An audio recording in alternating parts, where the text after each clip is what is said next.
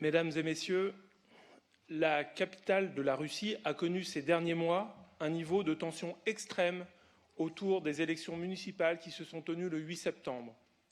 Des candidats empêchés de se présenter, des meneurs de l'opposition emprisonnés de manière répétée pour leur appel à manifester, près de 2700 manifestants arrêtés et enfin des peines allant jusqu'à 5 ans d'emprisonnement. Nous condamnons avec la plus grande fermeté la répression particulièrement violente de cet été dans les rues de Moscou, d'autant que ces actions furent commises après la réintégration de la Fédération de Russie au sein de notre Assemblée.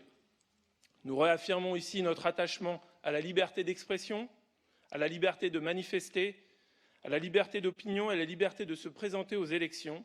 Ces valeurs sont celles qui nous réunissent ici, au sein du Conseil de l'Europe, et que nous défendons tous. Et c'est justement pour permettre à ces valeurs de peser de tout leur poids qu'il nous a semblé nécessaire de réintégrer la Russie au sein de ce Conseil.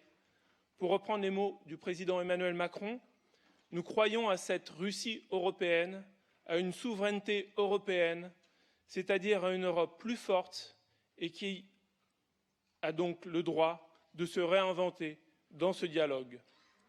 Le renouvellement de ce dialogue au sein du Conseil ne pourra se faire sans un suivi précis des engagements et des obligations de la Fédération de Russie.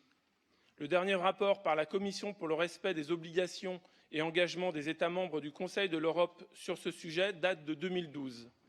Il pointait déjà les défauts et la mise en œuvre restrictive des lois essentielles pour le fonctionnement des institutions démocratiques et pour l'environnement politique qui ont induit une détérioration des conditions nécessaires à un véritable pluralisme politique.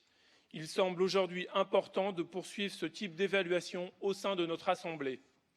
Il s'agit en effet ici de travailler progressivement à réduire la défiance entre la Russie et l'Europe, de nous poser en partenaires et de mettre en place un agenda commun, notamment en matière de sécurité au niveau international. Je vous remercie.